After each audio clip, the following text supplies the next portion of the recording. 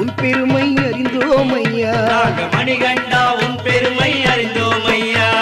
சாமியே சரணம் ஐயப்பா சரணம் சுவாமியே சரணம் சரணம் ஐயா